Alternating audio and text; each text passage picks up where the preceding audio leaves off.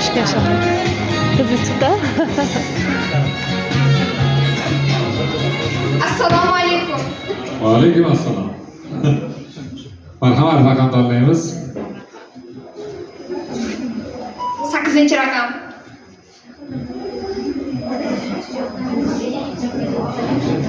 Ko'z ochmoqda nurli bo'shliq, yurt yanada yashnab bo'shliq. Har go'shasin gulzor qilajak ozod yurtning ozod beklari. Vaqt ketdi bular.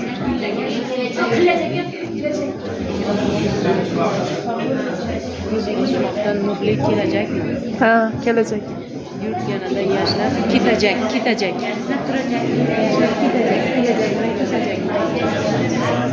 Ko'z ochmoqdan nurli kelajak, yurt yanada yashnab ketajak. Qilajak, ozod yurtning ozod beklari.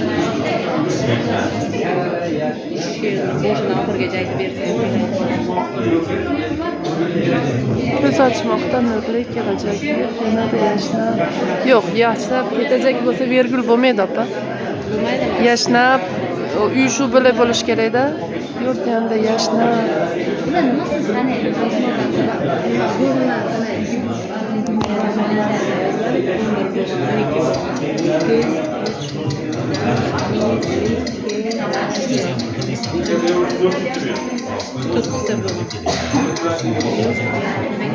Vaqt tugadi, marhamat she'r o'qishingiz mumkin. Ko'z ochmoqda nurli kelajak, yurt yanada yashnab kulajak, har go'shasini gulzor qilajak, ozod yurtning ozod beklari. Bugungi qaysi so'zlar bor? Kelajak va kulajak. Kelajak va kulajak. To'g'ri. Ikkalasi ham to'g'ri. 50 ball bor. 50 ball. Sharhlaymiz 2 daqiqa ketdi.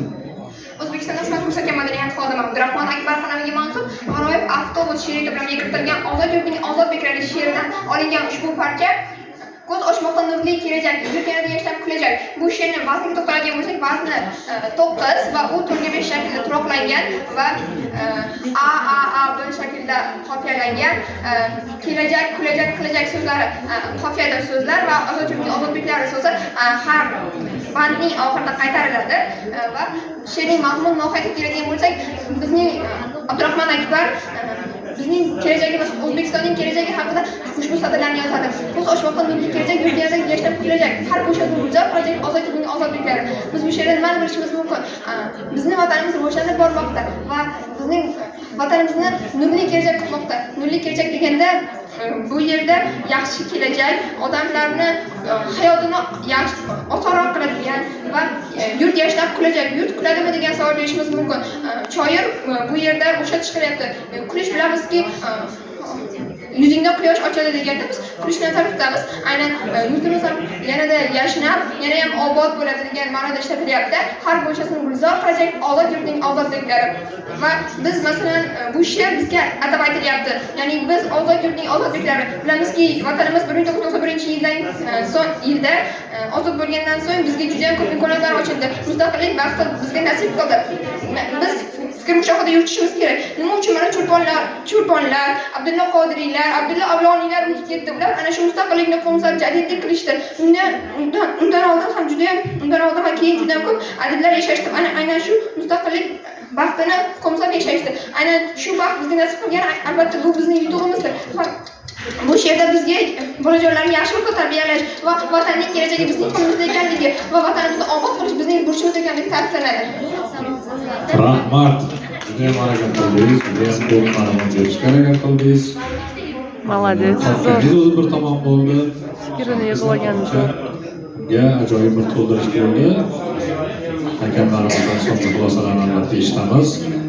Yodlaganmidingiz buni? Gulbarxon? Albatta.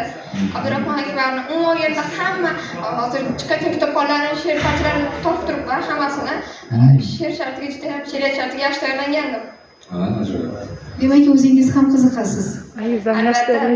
Ba'zi bo'sh vaqtim bo'lgan, umuman olganda ba'zi ilhom kelib qolganda qo'limga qalam olib, qalam tebratib she'rlar yozish meni juda ham ruhiy tomondan yaxshilaydi.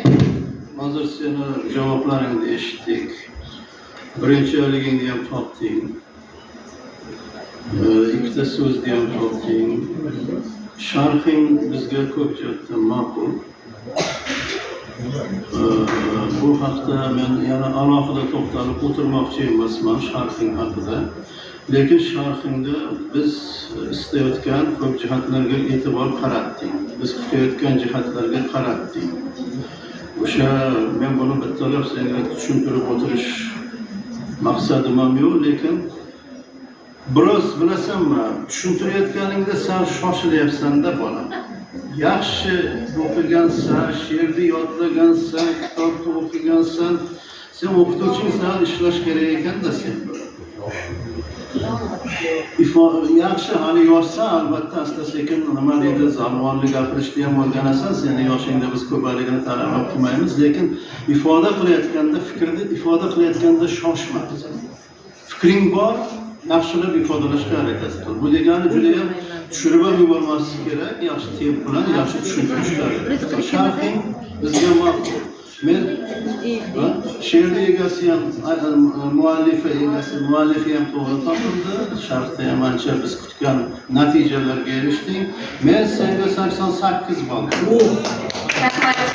88, 87, 87, 88. 88. Demak, sizda 87,7. Rahmat. Bu shart bo'yicha hozircha eng baland natija. Salomat. Rahmat.